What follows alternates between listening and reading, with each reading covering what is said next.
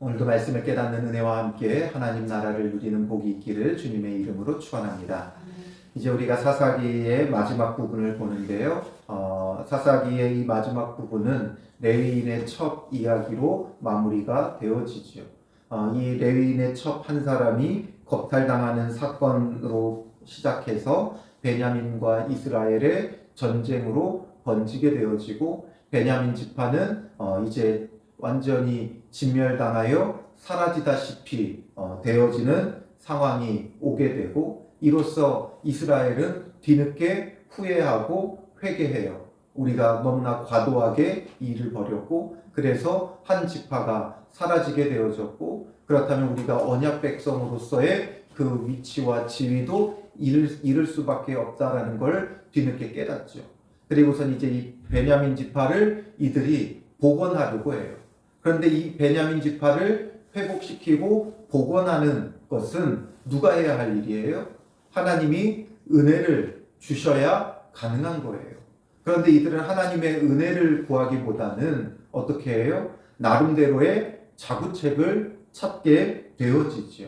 그러니 이들이 뭔가 주님 앞에 회개하고 돌이키고, 그래서 베냐민을 살려야 된다라는 마음을 가졌다라는 건 너무나 좋은 거고 잘한 거예요. 그런데 그 방법에 있어서 이제 자기들 스스로 자구책을 찾으니까 이게 정말 옳은 방법인가, 우리에게 의구심을 품게 하는 그런 방식으로 이런 것들이 흘러가게 되죠. 그래서 앞서서 이들이 일단 먼저 어떻게 했어요? 총회에 올라오지 않는 자들 우리가 다 제하여 버리겠다 맹세했기 때문에, 그 맹세를 따라서 올라오지 않은 야베스 길르앗 사람들을 다 쳐서 멸했어요. 그리고 그 가운데 결혼하지 않은 처녀 400명을 포로로 끌고 오지요. 그건 이제 베냐민 지파에게 주어서 그들이 이제 다시금 회복할 수 있도록 각각 기업을 얻도록 하고자 하는 방식이었어요. 그런데 이 400명으로도 모자라죠. 이제 600명이 남아 있었기 때문에 400명으로 모자라니까 나머지 200명을 채우는 방식이 오늘 본문에 기록되고 있는 거예요. 13절에 보면 온 회중이 림몬 바위에 있는 베냐민 자손에게 사람을 보내어 평화를 공포하게 하였더니, 이제 베냐민 자손에게 평화를 공포해요. 이 600명이 이제 이스라엘이 뒤쫓아오며 모든 것을 멸하니까 림몬 산으로 숨어 들어갔죠. 그런데 이제 그들에게 평화를 공포하여 그들이 돌아오게끔 만들어요. 너무나 잘한 거죠. 이제 그들 가운데 서로 대적하고 계속해서 내전을 벌이는 게 아니라 이제는 평화를 공포해서 그들이 안심하고 돌아오게끔 만들죠. 그래서 14절에 그때에 베냐민이 돌아온지라, 이에 이스라엘 사람이 야베스 길르앗 여자들 중에서 살려둔 여자들을 그들에게 주었으나 아직도 부족함으로, 주었지만 부족하죠. 왜냐하면 지금 숨어 들어간 베냐민 사람이 600명인데 이들이 야베스 길르앗에서 잡아온 여자들은 400명이니까 그냥 단순 계산으로 200명의 여자가 더 필요한 거죠. 그러니까 이들이 어떻게 하느냐, 15절에 백성들이 베냐민을 위하여 뉘우쳤으니, 베냐민을 위하여 뉘우쳤다, 돌이켰다, 잘한 거예요. 잘했어요. 그런데 이걸 해결해가는 과정들이 항상 문제가 되는 거죠. 이는 여호와께서 이스라엘 지파들 중에 한 지파가 빠지게 하셨음이었더라. 이 일로 인해 하나님께서도 이제 한 지파가 빠지도록 지금 하나님께서 섭리하고 계시는 거죠. 그러니까 이로써 이들이 뉘우친 거예요. 잘한 거죠. 그리고 이제 16절에 회중의 장로들이 이르되 베냐민의 여인이 다 멸절되었으니 어떻게 해야 돼요? 하나님 앞에 구해야죠. 하나님 앞에 구해야 되죠. 그런데 이들에게는 늘 뭐가 발목을 잡아요?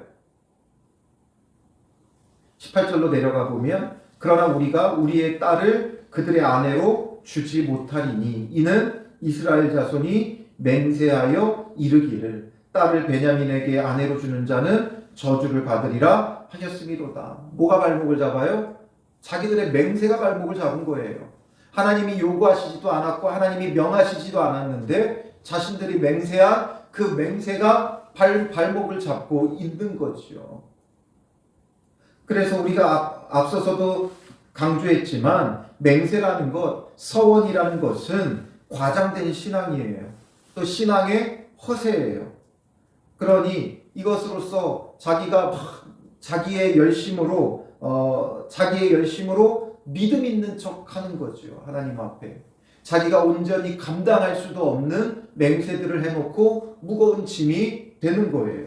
그러니 이런 맹세하고 서원하는 것, 믿음 있는 것 아니에요. 우리가 오히려 믿음이 없는데 믿음 있는 척하고, 우리가 하나님 앞에 진실하지 못한데 진실한 척하고, 하나님 앞에 헌신하지 못하는데 헌신하는 척하니까 그게 우리의 발목을 잡는 거지요. 마음에 무거운 짐이 되고 발목을 잡고 족쇄가 되어지는 거예요. 그래서 자기들이 맹세한 것 때문에 자기들의 딸을 베냐민 지파 사람들에게 준다는 게 나쁘거나 잘못된 건 아니죠. 원래 이방인이 아니잖아요. 하나님의 백성이잖아요. 그러므로 그 베냐민에게 자기들의 딸들을 주는 게 잘못된 일이 아니에요. 그런데 베냐민 가운데 죄악이 있다고, 베냐민 전부에게 죄악이 있는 것도 아니고 기브와 성읍에 사는 불량배들에게 죄가 있다고 그들에게 딸들을 주지 않겠다고 하는 이 맹세가 무슨 믿음이고 무슨 선한 것이고 무슨 거룩한 것이냐라는 거예요. 우리가 주님 앞에 결단한다면 내가 무엇 하겠다라는 결단보다 우리에게 정말 필요한 건 회개하고 돌이켜 거룩하게 살기를 결단하는 게 중요하지요. 하나님 앞에 우리가 무엇을 해드린다고 하나님이 기뻐하시거나 만족해 하시지 않아요. 이렇게 딸들을 주지 않는다고 하나님께서 잘했다고 만족해하고 기뻐하시는 분이 아니라는 거죠. 나를 가장 먼저 나와서 맞이하는 자를 번제로 드리겠다고 서원한다고 하나님께서 기뻐하시는 것 아니에요. 하나님은 우리가 하나님의 백성답게 거룩하게 변화되기를 원하시지요. 우리가 어떤 큰 일을 이루었다고 하나님 앞에 무엇을 드린다고 하나님이 만족해 하시느냐? 하나님은 인생이 아니에요. 사람이 아니에요. 그러니 사람의 만족함을 하나님께서 똑같이 느끼는 게 아니에요. 그러니 우리가 주님 앞에 할 수 있는 결단과 맹세와 소원이 있다면 거룩하게 살기를 우리가 결단하는 것밖에 없어요. 회개하고 돌이켜 거룩하게 살기를 결단해야지, 이런 것으로 자꾸만 맹세하니까 자기에게 무거운 족쇄가 되고 짐이 되는 거죠.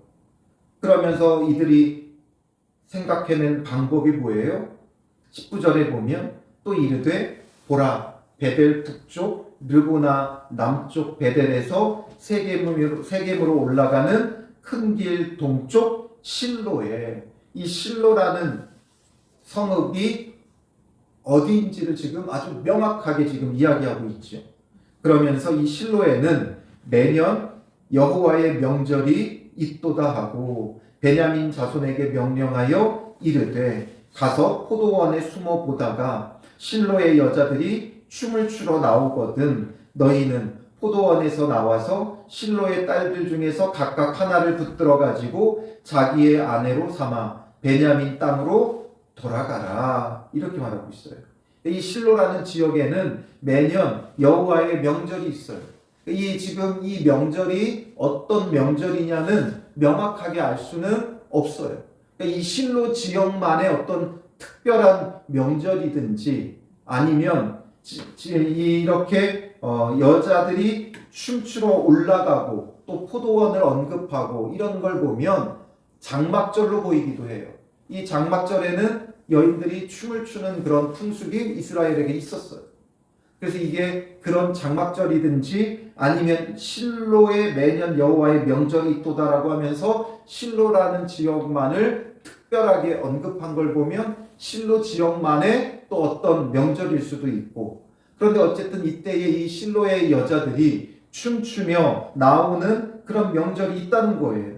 그러니까 베냐민 자손에게 가서 포도원에 숨어 있다가 이제 춤추러 나오면 그 여인들을 하나씩 붙들어 가지고 아내로 삼아라 이거예요. 근데 말이 좋아서 하나씩 붙들어 아내로 삼으라는 거지, 이건 지금 그 여인들을 뭐 하라는 거예요? 납치하라는 거예요. 납치. 그러면 만일 그의 아버지나 형제가 와서 우리에게 시비하면, 그런데 이제 그 형제나 부모가 와가지고 이걸 문제 삼고 시비하면 우리가 그에게 말하기를 우리가 이걸 해결하겠다는 거예요. 어떻게 해결하냐면 청하건대 너희는 우리에게 은혜를 베풀어 그들을 우리에게 줄지니라. 은혜를 베풀어서 우리에게 그들을 주어라. 왜냐하면 그 이유는, 첫 번째는 이는 우리가 전쟁할 때에 각 사람을 위하여 그의 아내를 얻어주지 못하였고 우리가 그들에게 아내를 얻어주지 못한 책임이 있다. 우리가 다 멸했기 때문에 아내를 얻게 해야 되는 책임이 있는데 그 책임을 우리가 다하지 못했다. 그러니까 그 책임을 우리가 지기 위해서 이제 주어야 한다라는 거죠. 그리고 두 번째로 이들이 본래는 자기들의 딸들을 주지 않겠다고 맹세했잖아요. 그러니까 두 번째는 너희가 자의로 그들에게 준 것이 아니니 너희에게 죄가 없을 것임이니라 하겠노라. 자의로 준 것은 아니지 않냐. 부득이하게 그들이 붙잡아 갔으니 이것은 너희에게 잘못이 없다. 딸들을 주지 않겠다는 맹세는 했지만 우리가 준 게 아니라 뭐라는 거예요? 그들이 가져간 거죠. 우리가 준 게 아니라 그들이 가져갔으니 잘못이 없다라는 거예요. 맞는 말이에요? 뭔가 이상하죠. 제가 어제도 말씀드렸지만 이 뒷부분을 보면 뭔가 이상하고 애매하고 도대체 이게 뭔가 싶어요.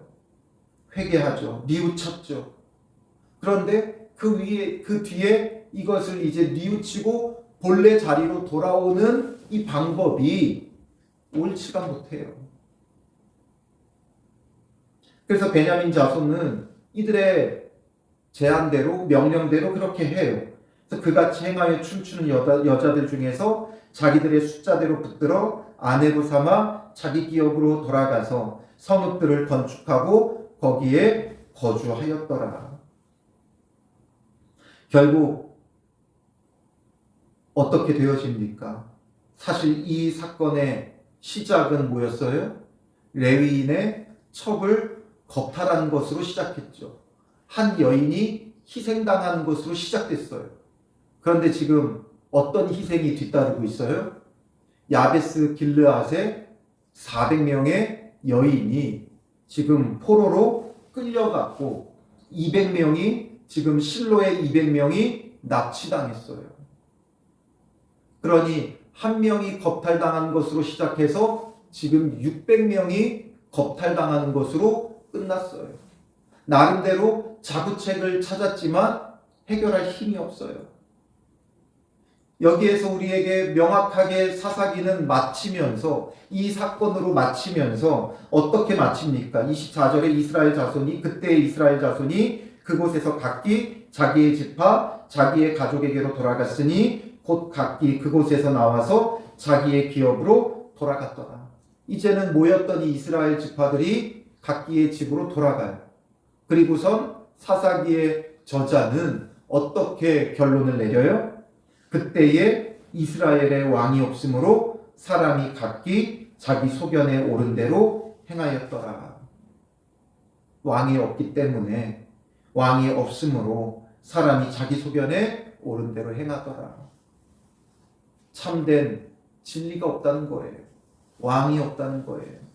생명이 없다는 거예요. 길이 없다는 거예요. 왕이 없다는 건 길이 없고 진리가 없고 생명이 없다는 거예요. 그러니 자기 소견에 옳은 대로 행하였다라는 거죠. 옳은 대로 행하였다. 그러니 하나님 앞에서 뉘우치기는 하지만 자기 소견에 옳은 대로 행해요.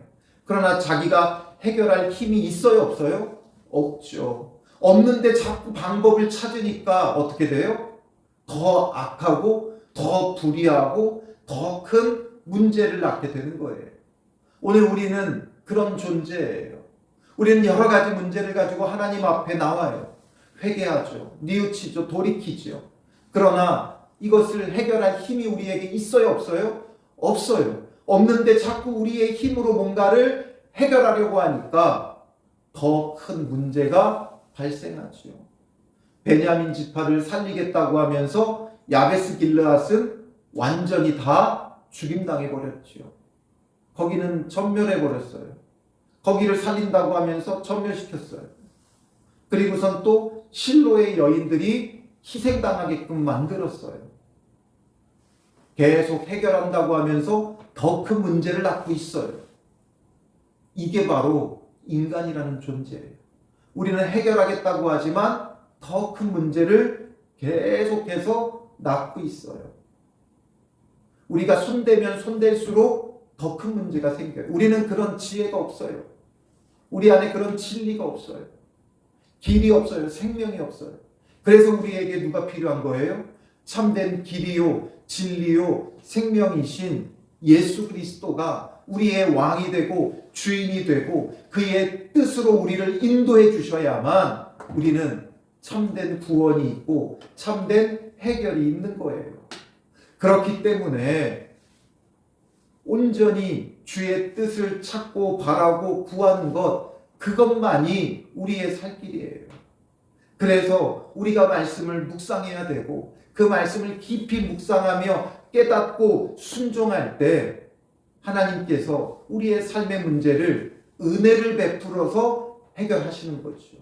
하나님께서 은혜를 베풀어서 해결해야 되는 거예요. 그렇지 않으면 우리의 자구책은 늘 우리의 발목을 잡아요. 우리가 맹세하고 결단한 것이 오히려 우리의 발목을 잡고 해결하겠다고 하는 그 일들이 더 큰 문제와 더 큰 갈등과 더 큰 상처를 남긴다는 거죠. 그러니 내 문제, 내가 해결하려고 드는 건 책임감이 아니라 오히려 문제를 더 크게 야기하는 거예요. 주님 앞에 엎드리고 주의 은혜를 구하고 우리가 할 수 있는 건 우리의 죄에서 돌이켜서 거룩하게 서는 것밖에 없어요. 예수 그리스도를 찾고 바라고 붙잡고 예수 그리스도를 닮아가는 것밖에 없어요. 그러니 말씀을 우리가 묵상하지 않고서는, 말씀을 배우기만 해서는, 듣기만 해서는 되지 않아요. 깊이 묵상하며 정말 주님이 원하시는 것이 무엇인지, 주의 뜻이 어디 있는지, 우리에게 무엇을 원하시는지, 이게 중요하죠. 그렇지 않으면 뭔가 우리가 신앙생활 같지만 결국 그건 다 뭐예요? 자기 소견에 옳은 대로 행하는 거예요. 그러니까 자기 방식대로 다들 신앙생활 하려고 해요. 자기도 모르게 자기가 생각하는 거룩하다 여기는 것, 선하다 여기는 것, 이런 것을 쫓아서 맹세하고 결단하고 쫓아가는 거예요. 그러나 주님이 원하시는 게 결단코 그런 부분들이 아니라는 거죠.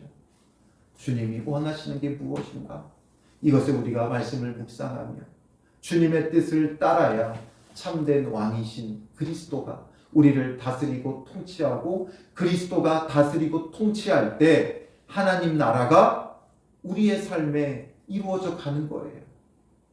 그러니 그때 이스라엘에 왕이 없다 표현하지만 결국에는 왕이 없는 게 아니지.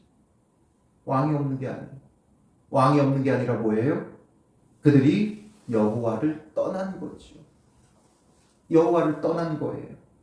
그러니 사람이 각기 자기 소견에 옳은 대로 행하였다.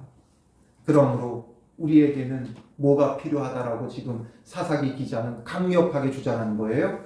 참된 왕 그리스도가 필요하다라는 거죠. 그리고 이제 성경은 룻기로 이어지면서 그 왕이 올 수 없는 상황 가운데 왕 대신 그리스도가 올 수 있는 그 길을 마련하며 하나님께서 그리스도를 보내시기 위하여 어떻게 행하시는가, 어떻게 준비하시는가, 이걸 우리에게 보여주는 거죠. 그래서 사사기를 마치며 사사기 기자가 우리에게 주고자 하는 메시지는 뭐예요? 우리는 참된 왕 그리스도가 필요하다. 이것을 우리에게 말해주고 있는 거예요. 그러니 오늘 우리는 참된 왕으로 이 땅에 오신 예수 그리스도를 맞이하는 자가 되어줘야 되지요. 마침 내일이 또 우리에게는 성탄절이에요. 왕으로 이 땅에 오신 예수 그리스도를 우리가 정말 온 마음을 열어 맞이하고 환영하고 왕 대신 주께서 우리의 삶을 다스리고 통치하는 은혜가 있기를 주님의 이름으로 축원합니다. 기도하겠습니다. 살아계신 아버지 하나님, 우리가 주님 앞에 거룩한 척하고 있지만 여전히 우리가 생각하는 거룩하다는 것을 쫓으며 자기 소견에 옳은 대로 신앙생활하고 있는 우리의 모습을 주님 용서하여 주시옵소서. 문제를 해결할 힘도 없는데 해결하려고 드니 오히려 불합리하고 비상식적으로 배변 속에 우리 자신의 그 방식들을 합리화하며 편법을 가지고 살아가면서 하나님 앞에 거룩하다 착각하는 우리의 모습을 여실히 깨닫는 자가 되게 하여 주시고, 우리가 참된 왕 그리스도가 우리 안에 없으므로 자기 소견에 옳은 대로 행하는 우리의 모습을 돌이키게 하시고, 정말 왕으로 이 땅에 오신 예수 그리스도를 온 마음과 온 영혼으로 맞이하며 예수 그리스도를 왕으로 주인으로 섬기며 그의 뜻을 따르는 자가 되게 하여 주시옵소서. 우리에게 주신 그리스도의 그 말씀을 붙잡게 하시고 그 말씀을 깊이 묵상하며 주의 말씀 앞에 늘 순종하여 주님의 뜻에 옳은 대로 행하는 믿음의 사람들이 되게 하여 주시옵소서. 왕으로 이 땅에 오시는 그리스도를 기쁨으로 맞이하며 참된 그의 백성으로 세워져 가게 하여 주실 줄 믿사오며 예수님의 이름으로 기도합니다. 아멘.